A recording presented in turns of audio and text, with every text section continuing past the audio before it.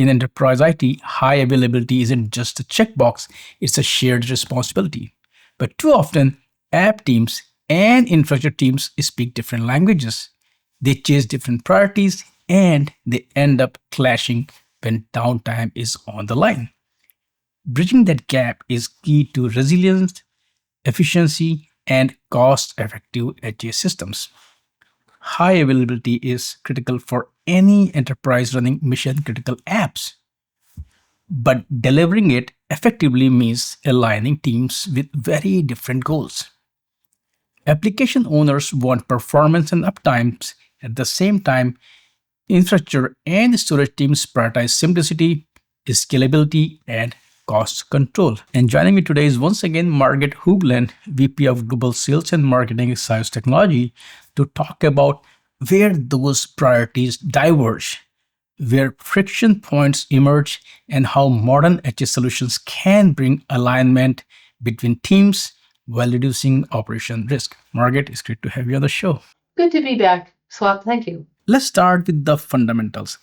How do the goals of application teams differ from infrastructure or storage teams when it comes to high availability? Application teams, they're the folks that are responsible for making sure those critical applications like Oracle, SAP, HANA, SQL Server are up and running, right? So they are the ones that are very concerned about uptime.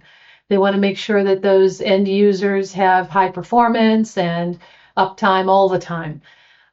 They get the phone calls when the system goes down. They're the ones that have to take the angry phone calls, and they want to make sure that those teams are fully operational all the time.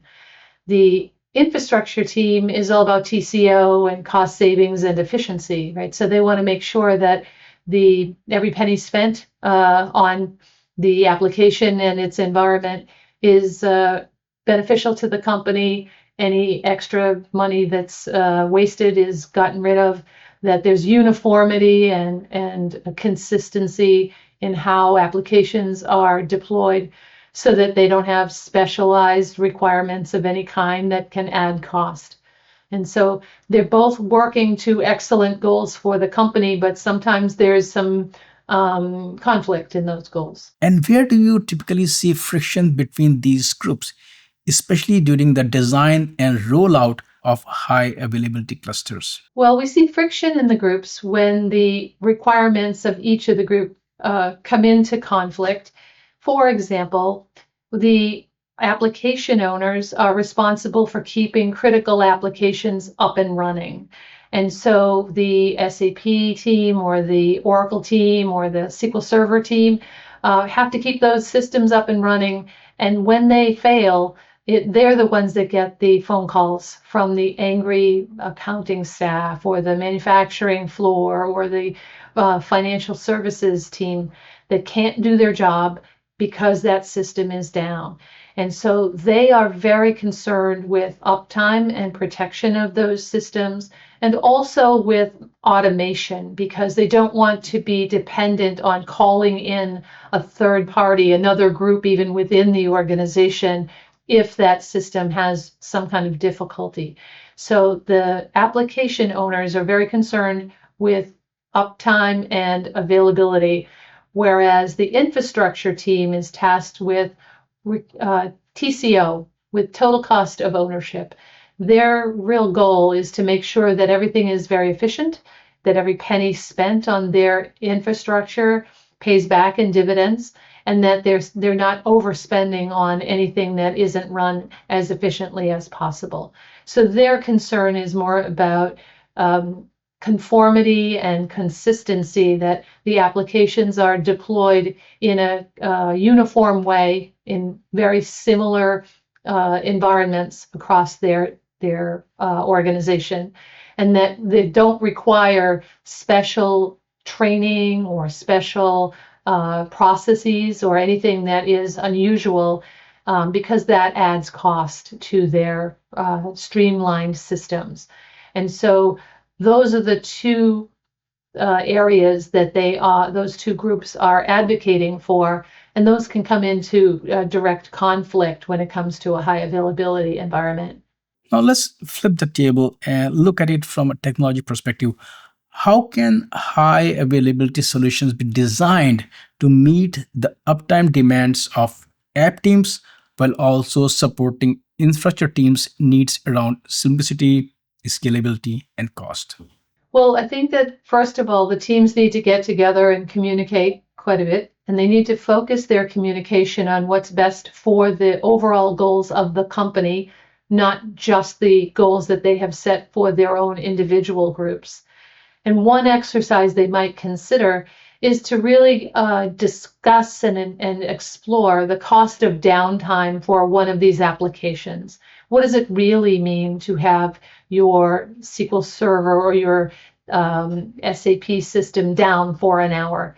Who are the end users that are inconvenienced? What does it mean for the customers who might not be able to be getting the right service or have access to important forms or communication channels? What does it mean to the company to have that downtime happen?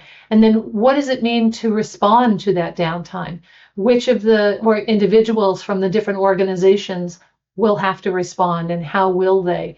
What is the level of manual intervention necessary? What is the level of recovery time objective, recovery point objective, and overall availability? And then what happens in a disaster scenario? What exactly is necessary for that application and for the good of the company?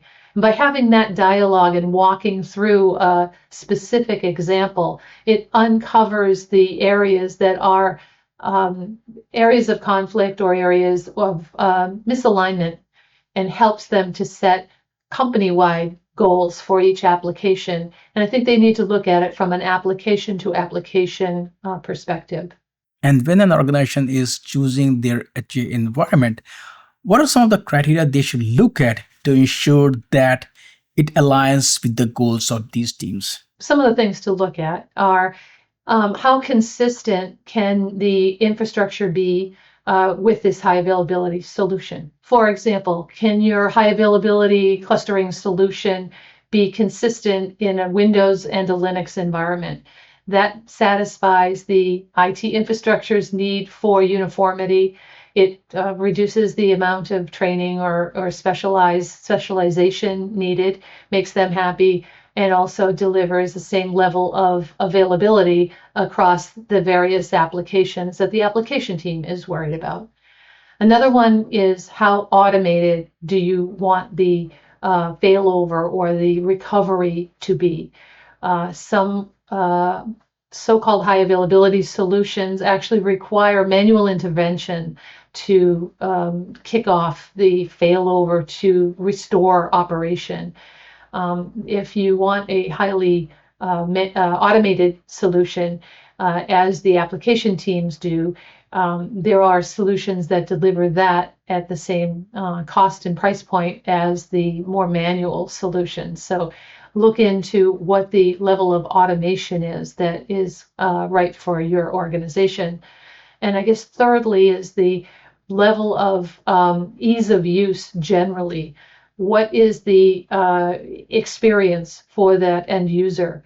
If there's a high degree of manual intervention, coding, scripting, that sort of thing, that may not be the right choice for the application team, and it might be more perceived as more costly and TCO, less attractive TCO for the infrastructure team. So a good ease of use is another criteria to consider. Margaret, thank you so much for the insights. It's clear that delivering high availability today is as much about technology as it's about collaboration, alignment, and smart design choices that serve both sides of the stack. Thank you for these great insights, and I look forward to our next discussion. Thank you. Great. Thank you, Swap. And for our viewers, stay tuned for more enterprise-focused conversations on the infrastructure challenges behind uptime, resilience, and performance as a scale.